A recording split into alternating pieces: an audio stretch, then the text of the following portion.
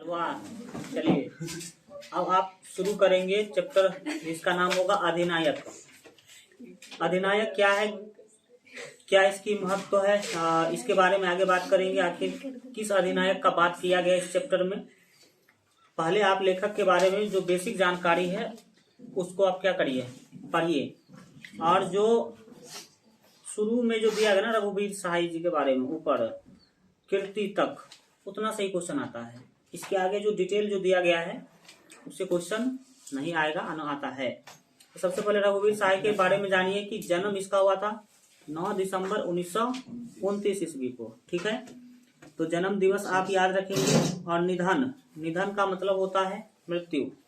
इनका जो मृत्यु है 30 दिसंबर 1990 ईस्वी को इनका क्या हो गया था, मृत्यु हो गया था। यह बात आप याद रखेंगे, पैर मत पटकिए, ध्यान से समझिए बातों को केवल।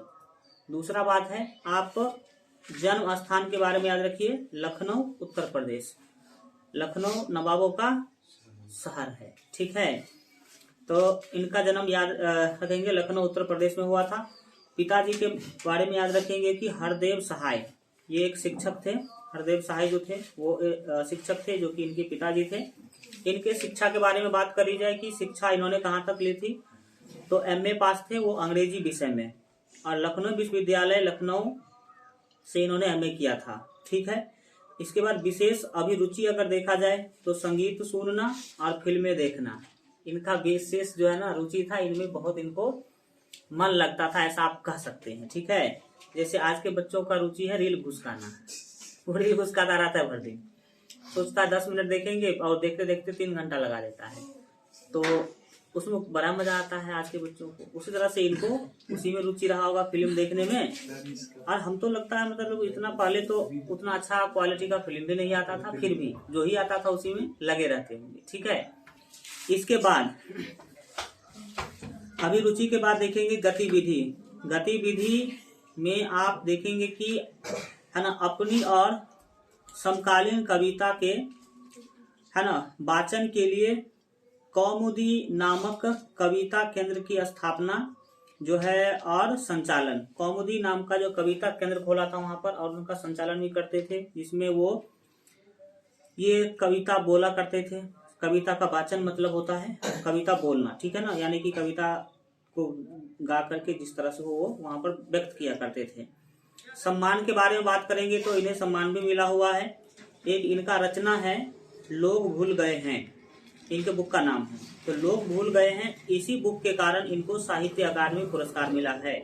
एग्जाम में पूछेगा रघुवीर सहाय को निम्नलिखित में से किस रचना के कारण साहित्य अकादमी पुरस्कार मिला था, तो क्या बताएंगे, लोग भूल गए हैं, ठीक है। वृत्ति के बारे में बात करेंगे कि आखिर उन्होंने अपने जीवन में कौन कौन सा पेशा व्यवसाय करने का काम किया है। तो आप सबसे पहले देख सकते हैं कि पत्रकारिता, ये पत्रकारिता करते थे। पत्रकारिता में क्या है, 2 तरह के पत्रकार होते हैं, आपको पता होगा। एक तो होता है प्रिंट मीडिया, एक होता है डिजिटल मीडिया। प्रिंट मीडिया में क्या है कि आपको लिखना है, पेपर के अंदर आपको न्यूज लिखना होता है। डिजिटल मीडिया देख रहे हैं आकर के टीवी में क्या करते हैं, क्या करते, क्या छापते नहीं है, टीवी में आकर के वो न्यूज देते हैं, ठीक है। और पहले का न्यूज देने का तरीका अलग था, आज के जमाना में न्यूज देने का तरीका क्या है, अलग है। तो ये चीजें पत्रकारिता इन्होंने शुरू में करा।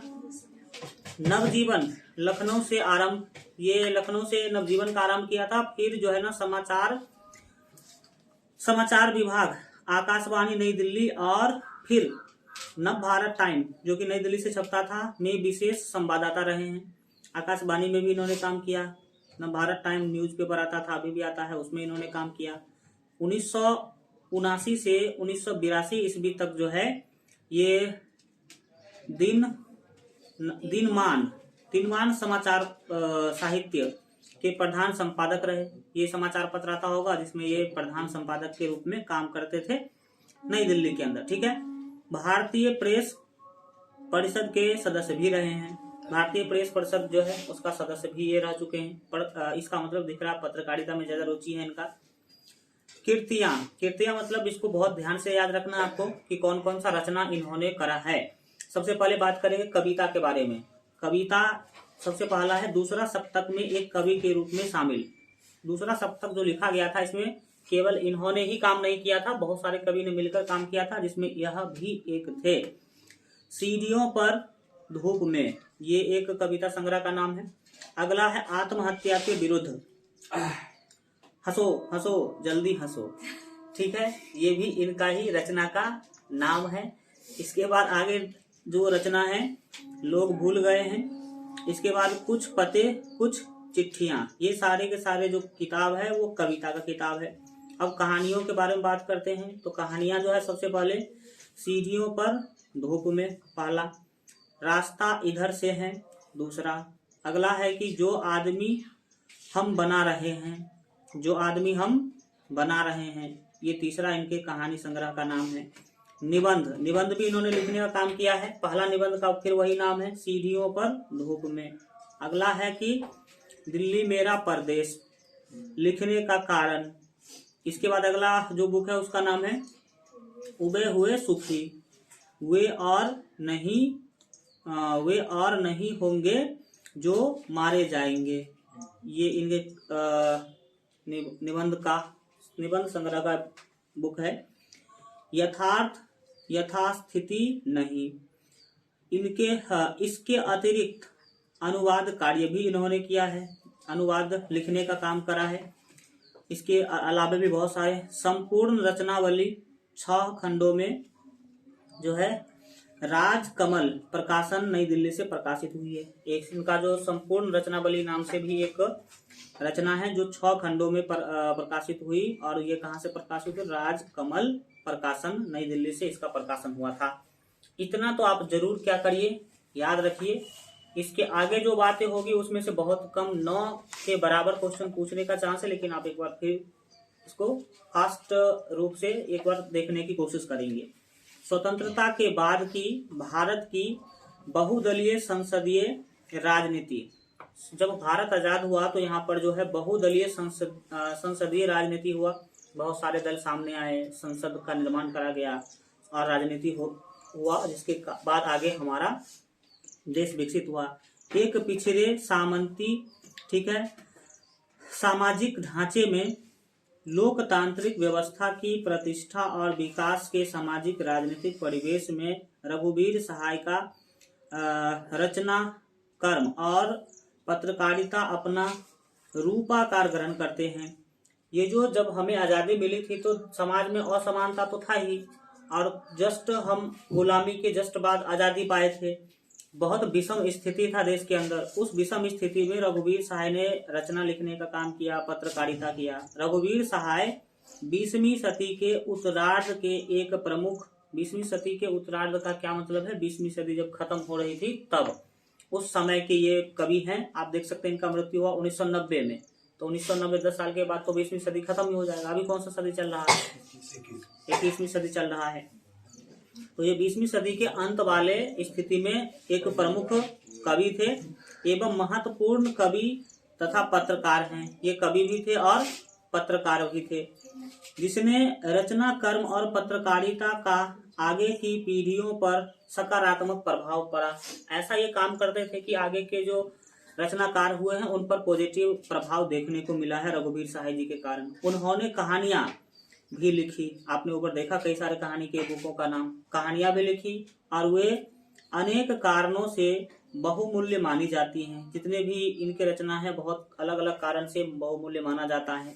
इसके अतिरिक्त रघुवीर सहाय ने विश्व साहित्य से अनेक कृतियों का विशेष रूप से नाट्य तथा आदि विधाओं की कृतियों का हिंदी में अनुवाद भी किया है। नाट्य मतलब जो दूसरे के द्वारा लिखा गया नाटक है या दूसरे लोगों के द्वारा लिखा गया रचना है दूसरे भाषा में, उसको इन्होंने अनुवाद करने का भी क्या किया है, काम किया है। ठीक है, अनुवाद करने का क्या काम मतलब होता है, जैसे मान लीजिए कि कोई उड़िया भाषा में लिखा है या कोई कन्नड़ भाषा में लिखा है कुछ रचना, कहानी या कविता, तो उसको हिंदी में लिखने का इन्होंने काम किया, जो उनके है ना रचना कर्म का ही एक अनिवार्य अंग है। ये अनुवाद करने का जो काम है वो एकदम रचना समझ के ही करते थे। ये सोचते थे कि समझ लीजिए कि मैं क्या कर रहा हूँ, रचना कर रहा हूँ। अगला है कि रघुवीर सहाय 6ठे दशक के प्रारंभ में ही अज्ञेय द्वारा अज्ञेय का नाम आप लोगों ने सुना है। अज्ञेय द्वारा संपादित प्रयोगवादी संकलन जिसका नाम था दूसरा सप्तक, अभी बोले थे कि नहीं कि दूसरा सप्तक में बहुत सारे कवियों ने काम किया है, केवल रघुवीर सहाय ही नहीं है। अज्ञेय जो है दूसरा सप्तक रचना का काम करवा रहे थे, ठीक है, में एक कवि के रूप में सामने आए थे। तो सबसे पहले किस रचना में इन्हें देखा गया, तो दूसरा सप्तक में देखा गया, जिसका संचालन कौन कर रहे थे, तो जिसका संचालन कर रहे थे अज्ञेय, ठीक है ना, हीरानंद सचिदानंद बातस्यान अज्ञेय, इनका इतना बड़ा लंबा चौड़ा पूरा नाम है, ठीक है, याद रहेगा ना, एग्जाम में पूछा हुआ है क्वेश्चन है अज्ञेय निम्नलिखित में से किसका जो है ना नाम है, तो आपको बताना पड़ेगा वहां पर। अज्ञेय के सप्तकों और प्रयोगवाद की सबसे बड़ी भूमिका यह है कि छायावाद आदि पिछले काव्य आंदोलन के बचे खुचे प्रभाव और संस्कारों से नए प्रयोग द्वारा पूरी तरह जो है मुक्त होकर कविता की अनगिनत और विकास के लिए नई रचना भूमि, नई भाषा, मुहावरा और स्वतंत्रता आदि उद्भावना की शुरुआत हुई। जो दूसरा सप्तक है इसमें सब कुछ नया नया देखने को मिला। जब दूसरा सप्तक का रचना हो रहा था तो लगभग हम लोग आजादी के कगार पे थे, आजाद हो ही चुके थे, तो आंदोलन वाली बात कम थी उसमें, और उसमें नए नए भाषा को जोड़ा गया, नया नया जो है मुहावरा, स्वतंत्रता के चीजों को दिखाया गया कि जब स्वतंत्र होते हैं तो लोग कैसा ये होता है, उस सब चीजों को दिखाया गया। सप्तकों और प्रयोगवाद के द्वारा वास्तविक अर्थों में जो है सम्यक्त रूप से नई कविता की पीठिका रची जा सकी तथा नए साहित्य चिंतन और रचना उपकरण की प्रस्तावना की जा सकी। ये जो नए नए चीज सामने आए आजादी के बाद वो दूसरा सप्तक में भी देखने को मिला। दूसरा सप्तक के 7 कवियों, तो याद रखिएगा दूसरा सप्तक में कितने कवि थे, 7 कवियों ने मिलकर बात किया था, दूसरा सप्तक के अंदर रचना किया था। हमने आपको पिछले चैप्टर में भी बताया था कि जो आपके पिछले चैप्टर के लेखक है जन जन का चेहरा एक मुक्ति बोध, वो भी दूसरा सप्तक में थे, ठीक है। तो दूसरा सप्तक के 7 कवियों में रघुवीर सहाय शामिल थे, साथ में ये भी एक थे, ये आप याद रखेंगे। उनकी कवित्व, संवेदना, सरोकार, इसके बाद जो है विषय वस्तु, अनुभव, भाषा, शिल्प आदि अनेक तलों पर जो है अपने संकलन और व्यवहार में नई थी। जितने 7 लोग काम कर रहे थे उनमें अलग प्रकार का भाषा, शिल्प, अनुभव, इनका सब कुछ क्या था, नया था उसके अंदर। उनकी विशिष्ट, ठीक है, मनोरचना और व्यक्तित्व की अभिव्यक्ति कहानियों और उनकी पत्रकारिता में भी हुई। जो इनके अंदर व्यक्तित्व था, जो इनका व्यक्तित्व था, विशिष्ट जो मनोरचना था, मन के द्वारा ये जो रचना करते थे, ये केवल रचना में नहीं पत्रकारिता में भी दिखता था। तो पत्रकारिता में भी इन्होंने अच्छा काम किया। एक नया शिक्षित खुल परा, एक नया शिक्षित खुल परा मतलब क्या है, जो शिक्षित व्यक्ति है, खुल पड़ने का मतलब है कि मन से इन्होंने लिखने का काम किया। इसके बाद जो है निश्चय ही इस बड़ी युगांतकारी घटना में अनेक कवियों, रचनाकारों की भूमिका थी। ये जो उस युग में जो जितने भी क्रांतिकारी चीजें लिखी जा रही थी उसमें इनकी भी क्या थी, भूमिका थी। यह एक सामूहिक प्रयत्न था। कौन सामूहिक प्रयत्न था, तो दूसरा सप्तक, यह एक सामूहिक प्रयत्न था, मतलब ग्रुप पर बना करके कवि लोग जो है इसमें रचना किया करते थे। और इस सामूहिक प्रयत्न में रघुवीर सहाय बिना अलग मलग झांके अपनी जो है समुची क्षमता और ईमानदार संलग्नता के साथ जुटे रहे। पूरे ईमानदारी के जो है ये जुटे रहे उसमें।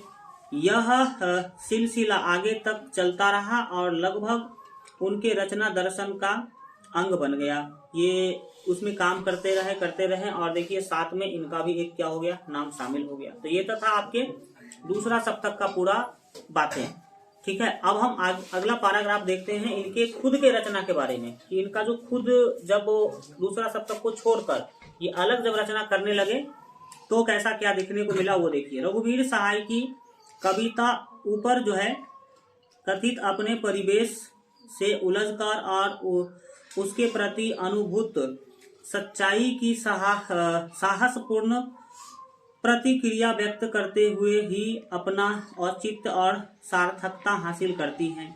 यानी कि सच्चाई को दिखाने वाला ये रचना रचा करते थे। कई बार यह प्रतिक्रिया निर्मम, तीखी और दाहक भी हो उठती हैं।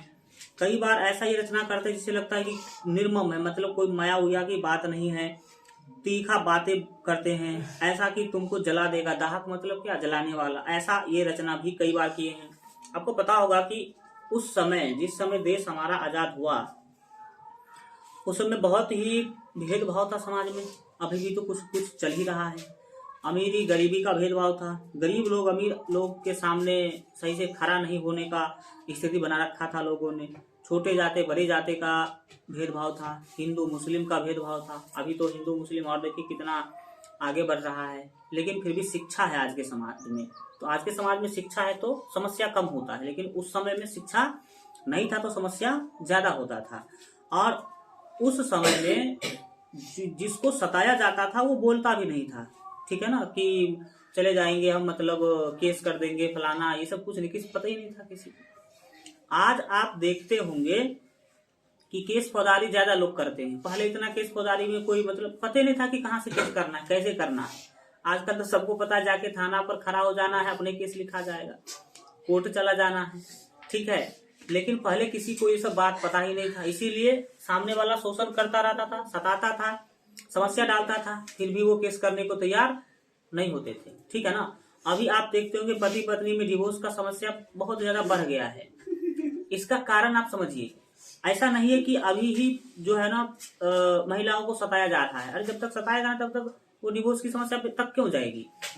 पहले भी सताया जाता था, लेकिन पहले लोग इतना डिवोर्स नहीं होता था। क्यों? क्योंकि महिलाओं को पता ही नहीं था, पढ़ने ही नहीं दिया जाता था, उसको पता ही नहीं था कि कैसे जाके केस करना है, कैसे कंप्लेन करना है। आजकल सबको पता है, इसलिए तुरंत पहुंच जाता है कोर्ट के गेट पर। समझ में आ रहा है कि नहीं आ रहा है। और इसका देखिए, आज नया जनरेशन में जो चीजें घटित हो रही है, इसका कहीं ना कहीं पुराना जनरेशन का ही प्रभाव है।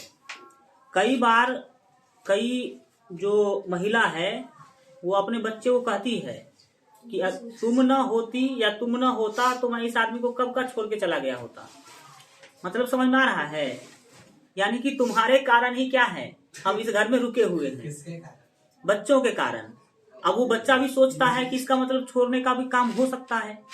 वो सीख लिया कि हमारी मम्मी नहीं छोड़ी, हमारे ऊपर आएगा तो हम छोड़ देंगे। तुम तो मतलब सीखो, समझो बातों को। और ये आपके पुराने पीढ़ी क्या करते हैं, आपको सिखाते हैं, ठीक है ना। और दूसरा डायलॉग ये भी बहुत ही फेमस है कि हम ही है जो तुम्हारे घर में रहे, दूसरा तो रहता नहीं। होता है डायलॉग कि नहीं। तो ये सब डायलॉग जो है समाज को धीरे धीरे क्या करेगा, खोखला बनाएगा। तो ये चीजें होती है। तो उस समय में जो लोगों को सताया जाता था तो वो लोग आवाज भी नहीं उठाते थे। ये कवि जो है इसीलिए ऐसा रचना किए हैं कि समझ लीजिए कि उसमें डायरेक्ट जो दिखाया गया है, तीखा तीखा बातें करे हैं, दाहक बात किए हैं, जिससे कि जो बड़े लोग हैं उसमें गुस्सा आ सकता है इनकी चीजों को पढ़कर। पर ऐसा जो है हरगिज नहीं होता कि इस निर्ममता और दाहकता के लिए कभी अपनी पीठ ठोके। ऐसा नहीं कि अब ये ऐसा कविता लिख देते थे तो खुद से अपना पीठ ठोकेंगे, ऐसी बातें नहीं थी। इसमें रस या सुख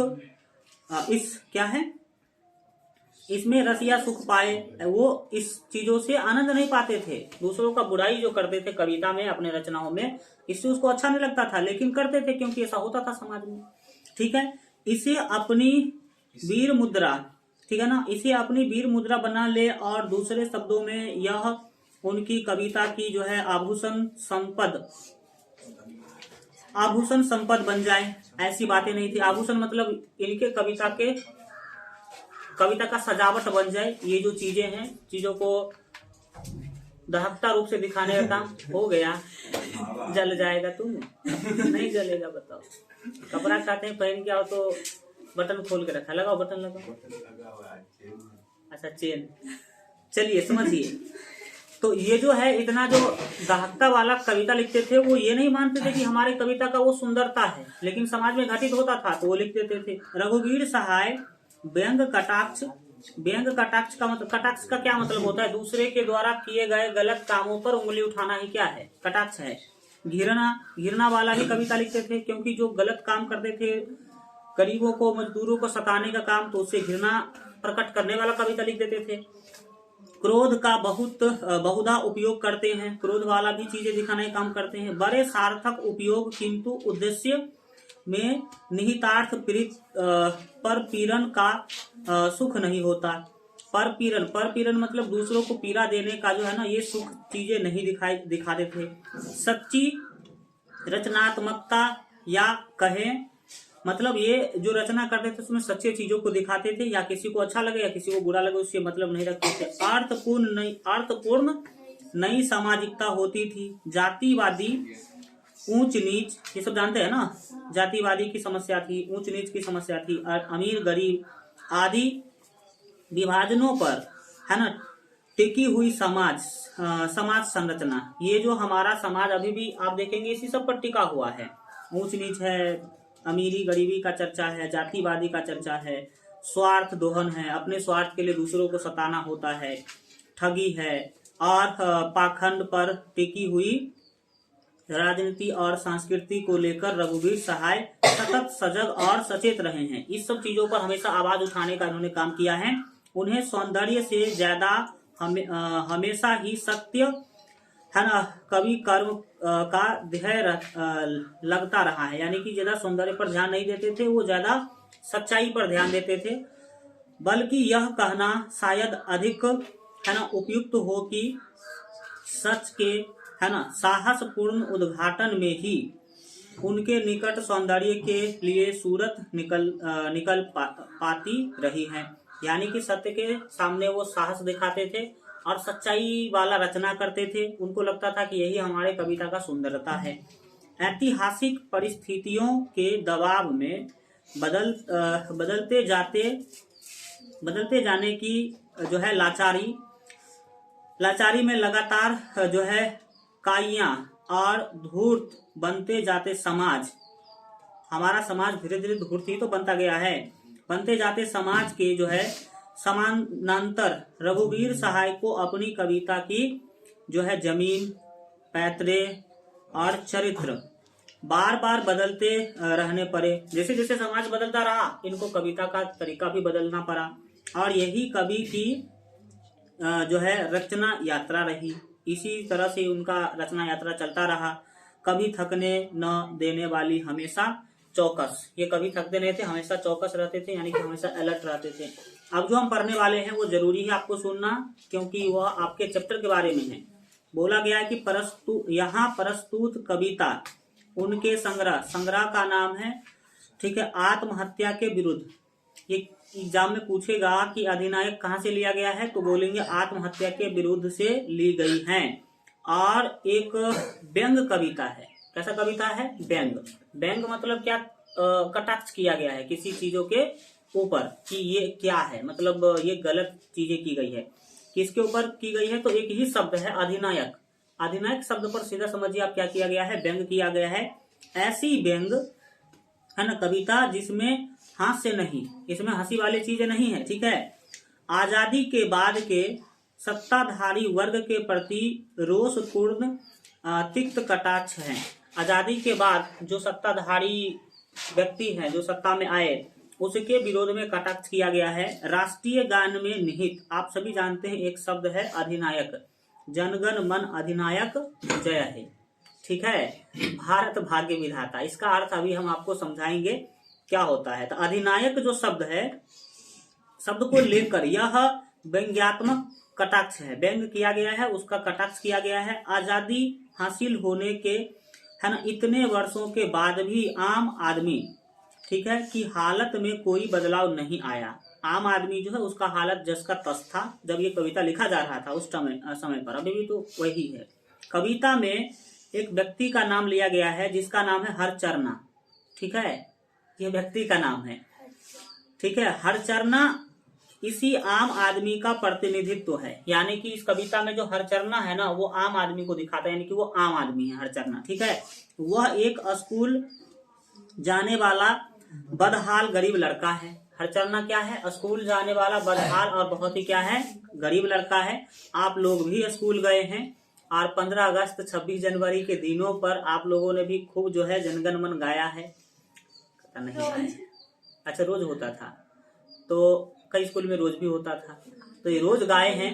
लेकिन आपको पता है कि मतलब उस जनगण में मन में अधिनायक कौन है? अधिनायक मतलब क्या होता है? नेता, लीडर, तुम्हारे समझ लो भगवान टाइप आदमी, उसे अधिनायक कहते हैं। तो बताओ कौन है अधिनायक? वो कौन? बोलो, जोर से बोलो तब तो सुनेंगे हम। इसका कोई अता पता उस कविता में नहीं है, और उस कविता के बारे में अभी आपको बताएंगे तो और ज्यादा जानकारी मिलेगा। गरीब लड़का है कौन? हरचरना, जो अपनी आर्थिक सामाजिक हालत के विपरीत, ठीक है, औपचारिकतावश सरकारी स्कूल में पढ़ता है। औपचारिकता पूरा कर रहा है कि इसे जा रहे हैं किस स्कूल में? तो बंद करो। सरकारी स्कूल में जाके वो क्या करते हैं? पढ़ते हैं। अरे तुम निकल जाओ, जरा लेजी बताओ। चलिए, गर्मी में मर रहा था, इधर हवा चाहिए, पंखा इधर घुमाइए। यही तो समस्या है समाज का, कि किसी में खुश नहीं रहने वाला है तुम। ठीक है ना, किसी में खुश नहीं रहने वाला है। ठीक है, सीता जी जब जंगल में थी तो उसको सोना का हिरण चाहिए था, और जब सोना के महल में गई तो उसको फिर जो है राम जी चाहिए था। किसी में भी खुश नहीं होते हैं मनुष्य। आगे बढ़िए। तो क्या देखा? वो स्कूल जाते हैं केवल औपचारिकता पूरा करने के लिए, सब जा रहा है, इसीलिए वो भी क्या कर रहा है? जा रहा है। गरीब लड़का है। राष्ट्रीय त्योहार के दिन आप झंडा फहराए जाने के जलसे में वह फटा सुथना, जो फटा पुराना कपड़ा है, पहने वही राष्ट्रगान दोहराता है। सब लोग उस दिन राष्ट्रगान गाने का काम करते हैं, तो हरचरना भी गाता है अपना फटा पुराना कपड़ा में, वहां पहुंचता है सब जगह और वो भी गाता है, जिसमें इस लोकतांत्रिक व्यवस्था में भी न जाने किस अधिनायक का गुणगान किया गया है। भाई हमारे यहाँ तो लोकतंत्र है, तो फिर इसमें अधिनायक कहाँ से आ गया?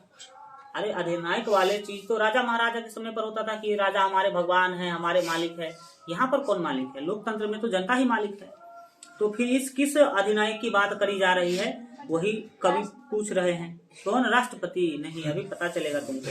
सत्ताधारी वर्ग, ठीक है, बदतर है ना, ये इसमें लिखा हुआ है, क्या लिखा? बदतर है। बदतर हुई बदले हुए जनतांत्रिक संविधान से है ना चलती इस व्यवस्था में भी राजसी ठाठ बाट वाले भड़कीले रोब दाब के साथ इस जल क्या है?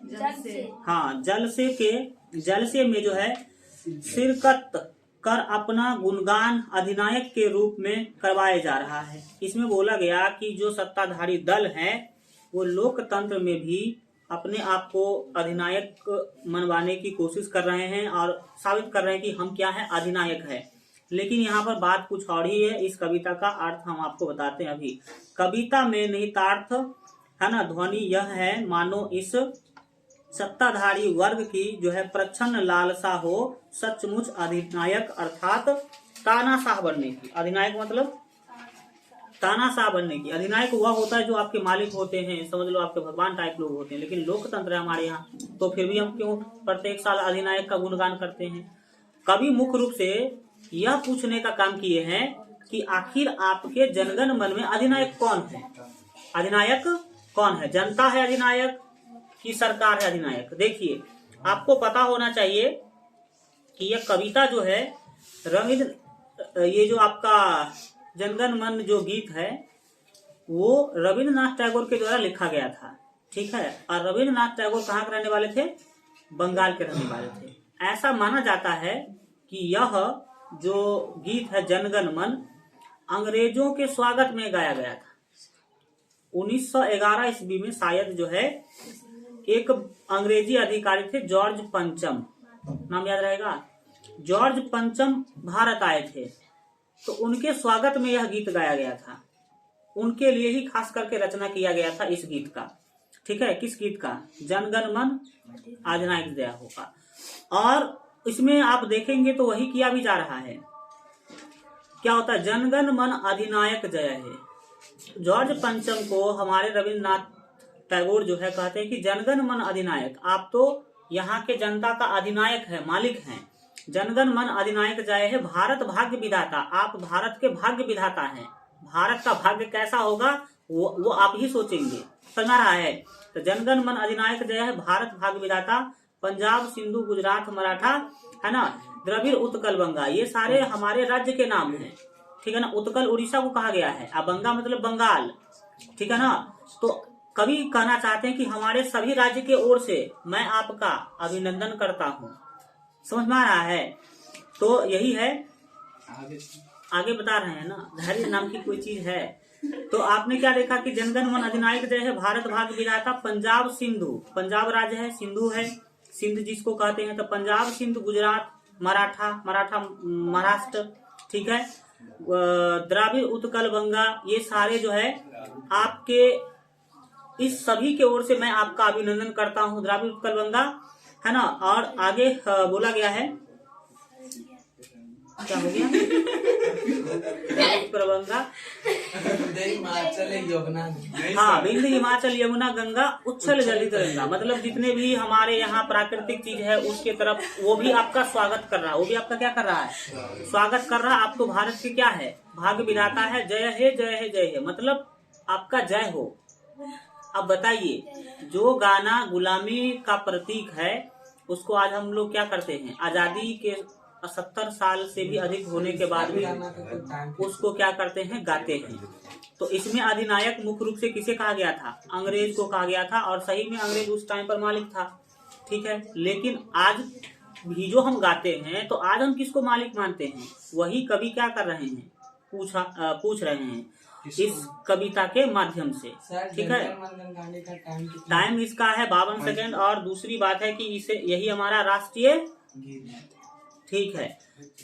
तो ये चीजें हैं जनगण मन। अब चलते हैं आगे और आगे चीजों को समझने की कोशिश करते हैं। आप चैप्टर के बारे में अब क्या करिए? समझना शुरू करिए। चैप्टर पहले 5 मिनट में समझिए डिटेल में कि आखिर किस चीज के ऊपर बात करा गया है। सब बात यहाँ पर लिखा है, समझिए। लिखा गया है कि हमारा राष्ट्रीय गान अपनी जो है अर्थवत्ता को लेकर जो है विवादास्पद रहा है। इसका क्या अर्थ है? ये विवाद की बात रही है राष्ट्रगान के अंदर। तो हमने तो जो ओरिजिनल अर्थ था बताया तुमको कि किसके लिए क्यों गाया गया था यह चीज। एक मत है कि यह कविता बंगला भाषा में एक महत्वपूर्ण कवि की है। और महत्वपूर्ण कवि कौन है? तो रविन्द्रनाथ टैगोर, उन्होंने ही लिखा था, जिसने भारत पर शासन करने वाले अंग्रेज शासक, जिसका नाम था जॉर्ज पंचम। ठीक है, जॉर्ज पंचम के भारत आगमन पर उनके अभिनंदन में यह कविता लिखी थी, उनके अभिनंदन में, स्वागत में। ठीक है, और उसको हमने राष्ट्रीय गीत घोषित कर दिया और गा रहे हैं उसको। अतः इसमें अधिनायक से तात्पर्य उसी जॉर्ज, है ना, पंचम से है। यानी कि इस कविता में अधिनायक जॉर्ज पंचम को बोला गया था। अब तो भाई जॉर्ज पंचम नहीं है, अब किसको हम कहते हैं अधिनायक? या तो जनता को कहो, नहीं तो किसको कहो? जो सरकार में बैठे लोग हैं उसको कहो। अगर सरकार को कहते हो तो फिर लोकतंत्र का कोई मतलब नहीं है, क्योंकि लोकतंत्र में सर्वोपरि कौन होना चाहिए? जनता होना चाहिए। और यह कविता गुलाम मानसिकता से जुड़ी है। सही बात है, गुलामी से जुड़ा हुआ चीज है। अतः अब देखिए, हमारे मोदी जी गुलामी के सभी निशानियों को खत्म करते जा रहे हैं। संसद भवन को खत्म करवा दिया क्योंकि गुलामी का निशानी था, तो भाई छोटा सा कविता भी खत्म करवा ही दीजिए। समझ में आ रहा है कि नहीं आ रहा है? करोड़ों रुपया लगा करके, हजारों करोड़ रुपया लगा करके आपने संसद बनवा दिया क्योंकि वो गुलामी का प्रतीक था। तो देखिए, इस पर भी कुछ या तो विचार स्पष्ट करिए कि आखिर अधिनायक कौन है, या नहीं तो चेंजिंग लाइए, बदलाव लाइए। क्या क्या कहाँ से पता होगा? चाय बेचने वाला आदमी, मूर्ख आदमी, कहाँ से कभी पढ़ा भी नहीं होगा। ठीक है, अतः आजाद देश के, है ना, स्वभाव को जो है सुस्पष्ट नहीं करती। आजाद देश में ये गुलामी वाला जो गीत आप लोग गाते हैं, ये अच्छी बातें नहीं है, ऐसा हम नहीं कभी मानते हैं। ठीक है, हमारा तो कुछ मानना ही नहीं है। आगे देखिए, आगे क्या बोला जाए। दूसरा मत है कि आजाद होने पर जनगण ही अधिनायक हो गया। जनगण ही क्या हो गया? अधिनायक। जनगण मतलब जनता लोग ही क्या हो गए? अधिनायक हो गए। अपनी वोट शक्ति के कारण भारत का भाग्य विधाता है।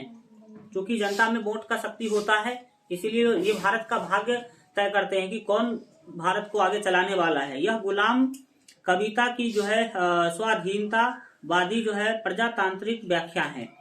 जब ये तो गुलामी के लिए लिखा गया था, लेकिन जब आजाद हो गए तो इसको अलग तरीका से पेश किया गया कि देखो इसमें अब अधिनायक जो है ना जनता है, ऐसा बोला गया है।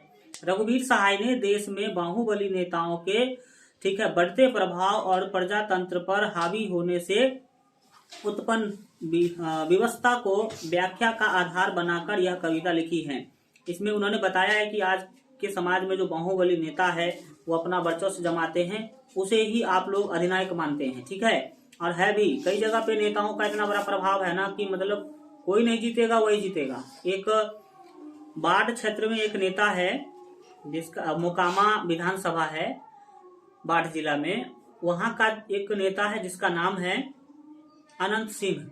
ठीक है, और अनंत सिंह जेल में रहता है और चुनाव जीत जाता है।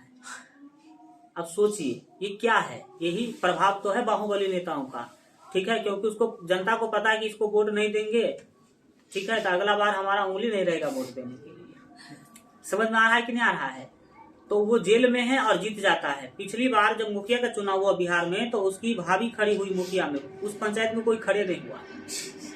भाई इसके विरोध में कैसे खड़ा होंगे? हाल खराब कर देगा ये मेरा। ठीक है, तो सोचिए क्या प्रभाव है अभी भी बाहुबली नेताओं का देश के अंदर। ये तो छोटा मोटा बात है, अब इससे भी बड़े बड़े बाहुबली सब है। राष्ट्रगान विशिष्ट अवसरों पर गाया जाता है, बिल्कुल ये सभी आपको पता है। वह राष्ट्र की प्रतिष्ठा का सूचक होता है। अतः ऊंचे नीचे है ना, क्षितिज अशिक्षित अशिक्षित सभी उसका सम्मान करते हैं और गान के अवसर पर जो है सामूहिक रूप से खड़े होकर सहभागी बनते हैं। जो छोटे जाति के हैं, बड़े जाति के, सब मिलकर के इसको गाने का काम करते हैं। और जब भी जनगण मन गाया जाए तो आप खड़े हो जाया करें। ठीक है ना, ऐसा इसमें नियम है। 52 सेकंड में कंप्लीट करना है। राष्ट्रगान के 2 विशिष्ट अवसर हैं जहां पर गाया ही जाएगा, और वह अवसर है 15 अगस्त और 26 जनवरी, जहां पर इसको गाना ही गाना है। 26 जनवरी को विशिष्ट सेवा के लिए लोग सम्मानित भी होते हैं। 26 जनवरी को सम्मान दिया जाता है, जो अलग अलग क्षेत्र में जो अच्छा करते हैं उसको सम्मानित किया जाता है। तथा छोटे बड़े सभी लोग समारोह के अवसर पर जो है आयोजित झांकी में भाग लेते हैं। कवि ने इस वातावरण से 2 तत्वों को जो है कविता का आधार बनाया है। पहले तत्व की अभिव्यक्ति के क्रम में वह प्रश्न पूछता है कि वह कौन व्यक्ति है जिसके लिए राष्ट्रगीत में भारत भाग्य विधाता का प्रयोग हुआ है। किसी व्यक्ति के लिए हुआ है कि भारत भाग्य विधाता, तो कभी वही पूछते हैं कि ये भारत भाग्य विधाता है कौन, जरा बताइए। ठीक है, पहला तो ये है। फटे वस्त्रों वाला निर्धन हरचरना उसके गुण गाता है। फटे वस्त्रों वाला निर्धन हरचरना का मतलब है समाज के गरीब, जो बच्चे लोग नहीं, गरीब लोग, अशिक्षित लोग, अविकसित लोग जो है वो भी उसका गुणगान कर रहे हैं। तो इसका मतलब है कि वो लोग नहीं है अधिनायक या भारत भाग्य विधाता नहीं है, तो फिर कौन? अब देखो, गरीब लोग ही गुणगान करेगा, इसका मतलब गरीब लोग नहीं है। ये तो आप समझ सकते हैं। आगे कहता है कि यहाँ हरचरना एक आम आदमी नहीं है, वह इस देश के तमाम आम आदमी का प्रतीक बनकर आया है। यानी कि सभी देश के आम आदमी का वो एक प्रतीक है। आप देश के सभी आम आदमी को समझ सकते हैं। यह आम आदमी इस गीत को राष्ट्र प्रेम की भावना का प्रतीक मानकर समर्पित भाव से गाता है। सोचता है कि राष्ट्र प्रेम इससे दिखेगा तो वो गा रहा है। इतना ही नहीं, गणतंत्र दिवस के अवसर पर जो शोभा यात्रा निकलती है उसमें अधिनायक पगड़ी बांधकर है ना टमटम पर बैठता है। अधिनायक जो होते हैं वो पगड़ी बांधकर, आप देखते होंगे कोई पोलो फील्ड में अगर आपने देखा होगा, तब तक टमटम नहीं है, गाड़ी होती है, उस पर खड़ा होते हैं, छत्ता होता है, तलवार होता है। ये देखे हैं सीन की नहीं देखे हैं? नहीं देखे हैं तो आप टीवी पे कभी देख लीजिएगा कि मोदी जी कैसे 26 जनवरी और 15 अगस्त के दिन जाते हैं, मतलब झंडा फहराने के लिए, तब आपको पता चलेगा कि ये तो एकदम राजाओं वाला सिस्टम है। कैसा वाला सिस्टम? राजा वाला, एकदम सभी जनता नीचे खड़ी है। जो इस देश की सर्वोपरि है जनता, वो नीचे खड़ी है, और जो शासक है वो क्या है, एकदम गाड़ी में आ रहे हैं तलवार लेकर के, उसके पीछे छत्ता लेकर के। तो ये तलवार छत्ता क्या है? क्या है? ये राजाओं का प्रतीक है कि आप क्या है राजा। ये सिस्टम कब होता था? राजाओं के समय में होता था ना। तो वही चीजें दिखाया गया है कि टमटम पर बैठा, उसके सिर पर छत्र होता है, पार्श्व में खड़े जो है होकर 2 जन चंबर डुलाते हैं, जो पंखा होता है, इस तरह का सीन जो है दिखाया जाता है। और पीछे पीछे, ठीक है, तथा अलग अगल बगल हाथ में है ना बल्लम लिए अंगरक्षक दल दौड़ता चलता है। ये सीन आप देखे होंगे। तो ये सीन क्या दिखाता है कि ये हमारे देश के राजा है। ऐसा जो सुविधा उसको मिलता है, ये क्या दिखाता है कि ये राजा है। हाथ पीछे या आगे आगे तुरही से नाद किया जाता है। तुरही क्या है? एक प्रकार का बजाने वाला यंत्र होता है, बाजा कह लो, बजाया जाता है, वो स्वागत में बजाया जाता है। और ये सब सिस्टम कौन सा है? राजा वाला सिस्टम है। तो ये नहीं होना चाहिए। लोकतंत्र में कोई राजा नहीं है, ठीक है। तोपों से सलामी दी जाती है, तोप चला करके अभिनंदन किया जाता है जो हमारे देश के प्रमुख होते हैं उसका, तथा ढोल आदि बाजे बजाए जाते हैं। इस तरह पूरे जो है साम्राज्यवादी सत्ता के प्रतीक राजा की भांति अधिनायक की शोभा यात्रा निकलती है। ये राजा की तरह होता है कि नहीं, इसका मतलब हम मान ले अंदर ही अंदर की वही क्या है? अधिनायक है, ठीक है। और आम जनता जय जयकार करती है। अगर आम जनता सर्वोपरि होती तो वो दूसरे के जय जयकार में जाती ही नहीं, ठीक है। कभी पूछता है कि यह जय जयकार कौन करवाता है, ठीक है, कौन करवा रहा है, कौन है इस सामंतवादी ताम झाम के पीछे, है ना। नंगे बुचे इस अवसर पर पूरब पश्चिम से अर्थात देश भर से कुछ नंगे बुचे अर्थात सामान्य कोटि के जनों को उसकी विशेष सेवा, उसके विशेष साहस के लिए सम्मान रूप में तमगे से सम्मानित किया जाता है। जो समाज के जो साधारण लोग हैं, अगर वो अच्छा काम करते हैं अपने क्षेत्र में, तो उसको तमगा यानी कि मेडल भी दिया जाता है। तो ये मेडल जो आप दे रहे हैं, इसका मतलब आप समझ रहे हैं कि हम सर्वोपरि हैं, और जिसको मेडल दे रहे हैं वो हमसे नीचा आदमी है। ये सब कुछ समझाया जा रहा है। कभी पूछता है कि इस, है ना, सामान्य जनों, इन नर कंकालों को तमगे कौन लगाता है? ये कौन तमगा दे रहा है? ये जो तमगा दे रहा है, ये है कौन? ये राजा तो नहीं है। और जब राजा नहीं है तो आप इसको राजा वाला सम्मान क्यों दे रहे हैं प्रत्येक साल?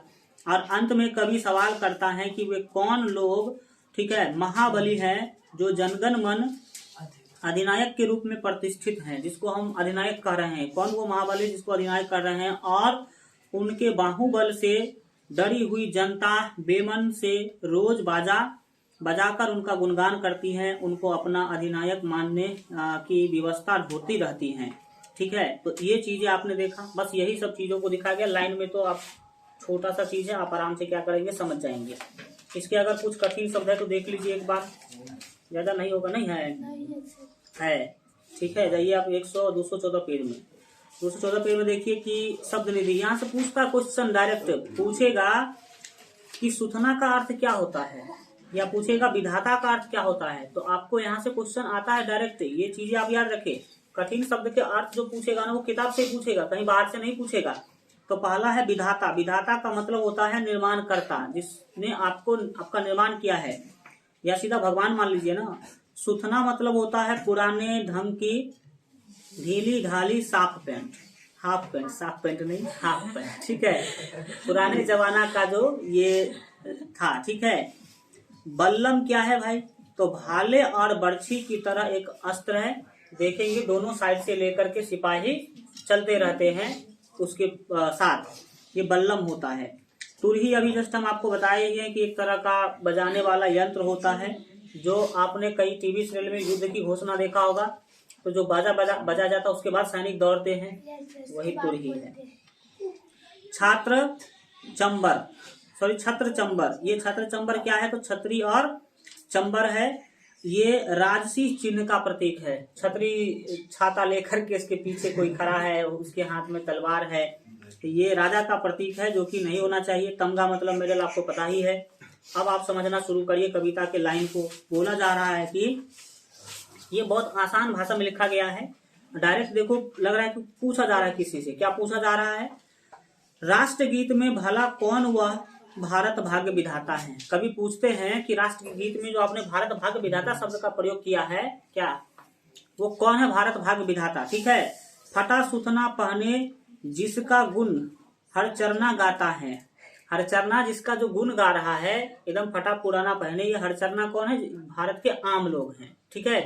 तो भारत के आम लोग जो उसका गुण गाता है, वो आखिर है कौन भारत भाग्य विधाता? ठीक है। यहाँ पर बोला गया है कि मखमल टमटम बल्लम तुरही।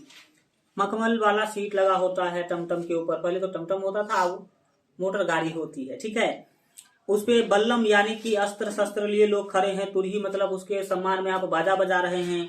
ठीक है। पगड़ी छत्र चंबल के साथ, पगड़ी बहुत बड़ा पहने हुए हैं, वो छत्र है, चंबल है, ये सारे चीजों से उसका आप सम्मान दे रहे हैं।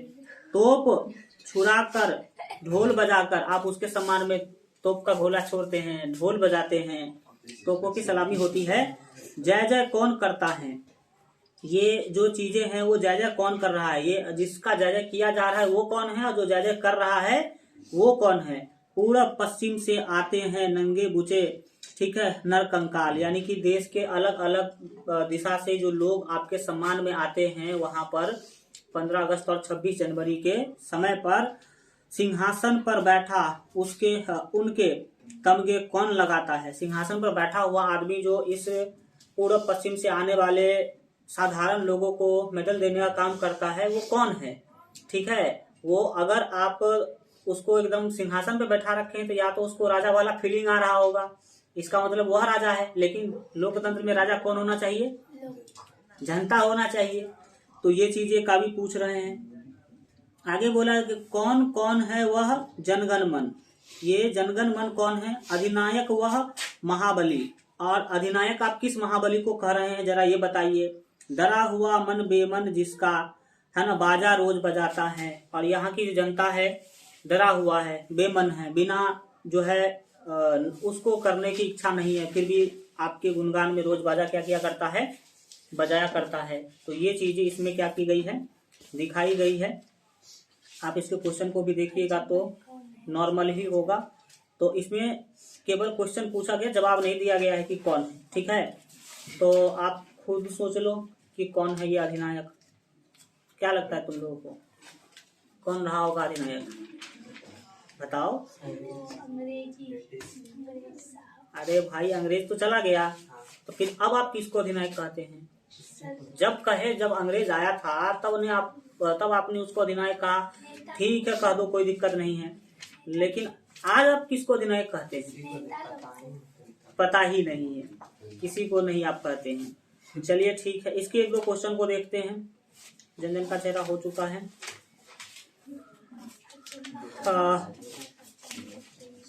अधिनायक पाठ के क्वेश्चन, पहला क्वेश्चन देखिए क्या पूछ रहा है। व्याख्या वाला तो चीजें ठीक है, और चरना से शुरू करना है।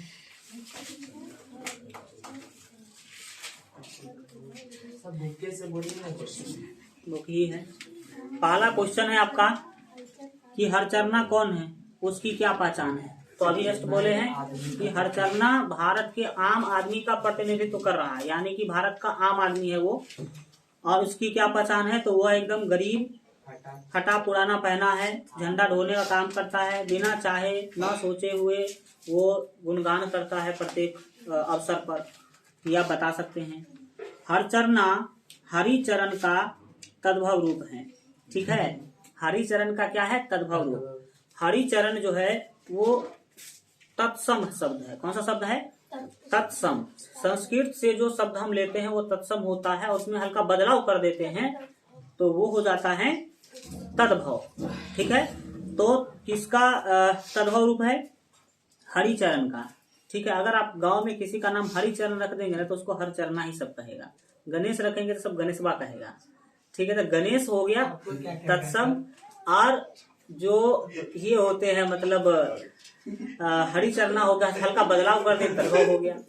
हमारा नाम वास्तव में राम है, ठीक है। बाबू तो लोग मुझे प्यार से बोलते हैं, और हमारा नाम इसी सोच से ही रखा ही गया था हमारा और गुलाब सर का, ठीक है, कि भाई नाम था मूल राम, उनका नाम था मुख्य रूप से गुलाब। हमारे दादाजी राम बाबू इसीलिए नाम रखे थे ताकि लोग प्रेम से इसे बाबू बुलाए, ठीक है। वो मतलब होंगे तो क्या बोलते होंगे आप? सब राम बाबू कहता है, इसमें क्या बात है बताइए। कोई हम अकेले थोड़ी हैं राम बाबू नाम से, इस दुनिया में बहुत सारे लोग हैं, ठीक है। जैसे गणेश को गणेशा बुलाता है तो आपका चचा सब कुछ बोलता होगा ना? हाँ, हमारे चचा साहब तुम बचा नहीं पाएगा क्या बोलते हैं, ठीक है। चलिए, अब ज्यादा तो हम गांव जाते नहीं हैं, जाते भी हैं तो मतलब मुलाकात होता है। तो अब राम बाबू नाम छूटता जा रहा है धीरे धीरे। आगे बढ़िए, कौन सा नाम तुमको बता दे, कौन सा नाम होगा। चलिए आगे देखते हैं। तो आप यहाँ पर देखेंगे कि हरिचरना किसका तद्भव रूप है? हरिचरण का। कवि ने कविता में हरिचरना को रखा है, हरिचरण को नहीं। हरिचरना ही उपयोग किया गया है, हरिचरण को नहीं। क्यों? क्योंकि हरिचरण कहने से कुछ स्टैंडर्ड वाला फीलिंग आता है, ठीक है। लेकिन ये गरीब आदमी, फटे पुराने पहनने वाले आदमी स्टैंडर्ड तो दिखते नहीं है, इसीलिए इसको नॉर्मल दिखाने के लिए हरिचरना का प्रयोग किया गया है। समझ में आ रहा है? चलिए, हरिचरण का तद्भव रूप है, वो तो हो गया। चलिए, अधिनायक कौन है, उसकी क्या पहचान है? तो अधिनायक कौन है, उसकी क्या पहचान है, आप क्या बताइएगा? बोलेंगे कि कवि के अनुसार अधिनायक आज बदलते हुए तानाशाह हैं, जो समाज में तानाशाही शासक जो होते हैं उसका प्रतीक है। वे राजसी ठाट बाट में रहते हैं, उनका रोब दाब एवं तामझाम जो है भड़कीला है। ऐसा तामझाम में चलते हैं कि लोग देख के भड़क जाए। जब निकलेगा तो 5 को गाड़ी लेके निकलेगा, उसके गाड़ी के शीशा के बाहर एक खड़ा रहेगा डंडा लेके या बंदूक लेके, साइड साइड साइड। मतलब ये क्या है बताइए? ये अपने आप को ऊपर दिखाना है कि नहीं? किससे ऊपर? रोड पर कौन चल रहा है? जनता।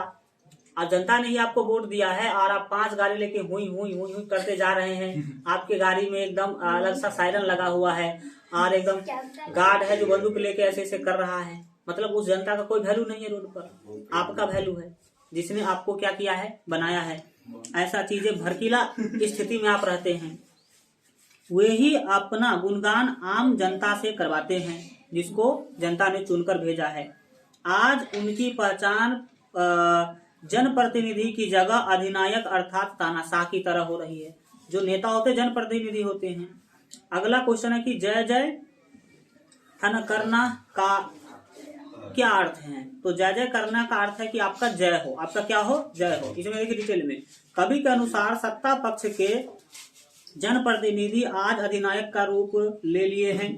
वे ही आज राष्ट्रीय गान के समय आम आदमी को जुटाकर अपनी जय जयकार मनवाते हैं। जनता जय जय करती है, किसके लिए जय जय करती है? अधिनायक के लिए, और अधिनायक वो खुद को मानता है। माला पहनाते हैं और जनगण मन के प्रतिनिधि होते हैं और अपने को जनता का भाग्य विधाता मानते हैं। वो नेता मानते हैं कि हम जनता के क्या हैं? भाग्य विधाता हैं। पढ़िएगा, कोई दिक्कत नहीं। डरा हुआ मन बेमन जिसका बाजा रोज बजाता है। यहाँ बेमन का क्या अर्थ है? बेमन का सीधा सीधा अर्थ है उसको मन नहीं है बजाने का, फिर भी बजाता है क्योंकि बजाना पड़ेगा। और आपको पता होना चाहिए बाजा बजाने के लिए बहाली आता है। जो 15 अगस्त 26 जनवरी के अवसर पर बाजा बजाता है ना, उसके लिए बहाली आता है। कौन ढोल बजाएगा, कौन बाजा बजाएगा, इसके लिए बहाली आता है। और सरकारी नौकर होते हैं वो, ऐसे ही नहीं कहीं से 2 ढोल वाला को पकड़ लेंगे, ठीक है। और चूंकि उसको महीना मिलता है इसीलिए वो बजाता है। अगर जो सच्चाई जानेगा तो भी बजाने की इच्छा नहीं रहता उसका भी, लेकिन फिर वो क्या करता है? बजाता है। तो ये चीजें आप देखिए। हरिचरना अधिनायक के गुण क्यों गाता है? उसके डर के क्या कारण है? हरिचरना जो अधिनायक का गुण गाता है वो डरा है। क्यों डरा है? इसका कारण आपको पूछा जा रहा था, क्या बताएंगे? अधिनायक शीर्षक कविता में हरचरना एक गरीब आदमी है। राष्ट्रीय गान वह गाता है, लेकिन उसे यह पता नहीं कि वह राष्ट्रीय गान क्यों गा रहा है। कितने लोगों को पता है, जितने उस टाइम के गरीब लोग हैं, क्या ही पता होता था कि क्या है राष्ट्रीय गान, क्या हम गा रहे हैं, किसी को कुछ पता नहीं होता है। इस गान को वह एक सामान्य प्रक्रिया मानता है, ऐसे मानता है कि जनरल हो रहा है, ठीक है। लेकिन आज से आप अभी सीख गए, अब हमको लगता है कि तुम मुंह बंद कर लेगा उस टाइम पर, आप अधिनायक का जय जयकार नहीं करेंगे। करेगा, करना, देश सम्मान में ये सब करना है। हम कविता में कवि जो बताया है उन हम आपको बता रहे हैं कि ऐसा ऐसा है, सच्चाई ये है, लेकिन आपको अभी अपने स्तर से गाना है, सम्मान देना है, ठीक है। चलिए आगे देखते हैं। क्या पता जनता ही अधिनायक को, क्लियर तो नहीं ना, कहीं लिखा तो नहीं ना गया है कि नेता अधिनायक है। समझ में आ रहा है कि नहीं? दोनों आपको पक्ष सुनाए हैं ना। प्रक्रिया मानता है एक गरीब व्यक्ति के लिए राष्ट्रीय गान का क्या महत्व, देशभक्ति, आजादी आदि का अर्थ वह नहीं समझ पाता। उसकी आजादी और देशभक्ति का दुश्मन तो वे व्यक्ति हैं जो गरीबों की कमाई पर आज शासक बने हुए हैं। जो नेताओं के पास पैसा आ रहा है, गिट्टी तोड़ने जाता है, कहाँ से आता है पैसा? गिट्टी तो तोड़ रहा है यहाँ के जनता, और वहां से टैक्स जो मिलता है उसी के पैसा से वो उड़ रहा है।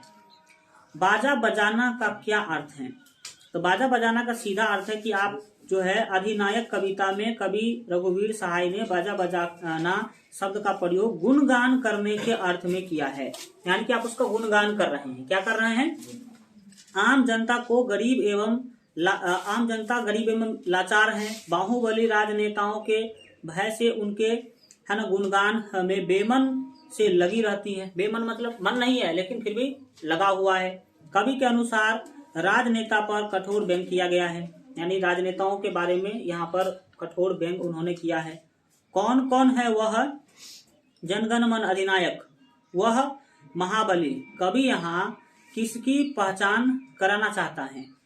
ये जनगण मन अधिनायक कह के, महाबली कह के किसको दिखाने की कोशिश करते हैं? तो नेताओं को दिखाने की कोशिश करते हैं। कवि यहाँ पर लिखेंगे आपकी कवि रघुवीर सहाय अपनी कविता अधिनायक में प्रस्तुत पंक्ति की रचना कर उन सत्ताधारी वर्ग के प्रतिनिधियों की पहचान कराना चाहते हैं, जो नेता लोग हैं प्रतिनिधि, उसके बारे में, जो राजसी ठाठ बाट से जी रहे हैं। राजाओं की तरह जी रहा है कि नहीं? गरीबों पर, आम आदमी पर उसका रोब रखते हैं, दबाव रखते हैं। वे ही अपने को जनता का अधिनायक मानते हैं। वे बाहुबली हैं, लोग उनसे डरे सहमे रहते हैं। कवि उन्हीं की पहचान उक्त पंक्ति में करते हैं। कौन कौन में पुनरुक्ति है? दो बार कौन कौन का प्रयोग किया गया ना, तो किसी भी शब्द को अगर आप डबल बार लिखते हैं तो वो पुनरुक्ति कहलाता है। कवि ने यह प्रयोग किस लिए किया है? ये इसीलिए क्योंकि वो बहुत आतुर मन से जानना चाहते कि आखिर कौन है अधिनायक। एक ही चीज को आप बोलते हैं कौन कौन, जैसे आपको कोई सामने से कुछ बोला, अब नहीं समझ पाते क्या क्या, ऐसे बोलते कि नहीं, क्या क्या बोलते, इसका मतलब बहुत जल्दी जानना चाहते हैं आप, तो आतुर मन को दिखाता है। सीधा आप याद रखेंगे। भारत के राष्ट्रगीत जनगण मन अधिनायक जय है, इस कविता का क्या संबंध है, वर्णन करें। तो पूरा तभी से वर्णन ही कर रहे हैं, तो संबंध आप दोनों पक्ष रख देंगे। गुलामी वाला भी गीत है। दूसरा, आजादी के बाद नेताओं को अधिनायक बोला जा रहा है, या कई लोग कहते हैं कि आजादी के बाद जब लोकतंत्र आए तो जनता हो गया अधिनायक। तो तीनों चारों पक्ष आप दिखा देंगे पूरे डिटेल में, 5 नंबर में अगर पूछेगा तो, ठीक है। चलिए ठीक है, कल आप लोग रखिए बंद, और कल हो सकता है तो हम निकलेंगे गाँव के लिए, तो आप 2 तारीख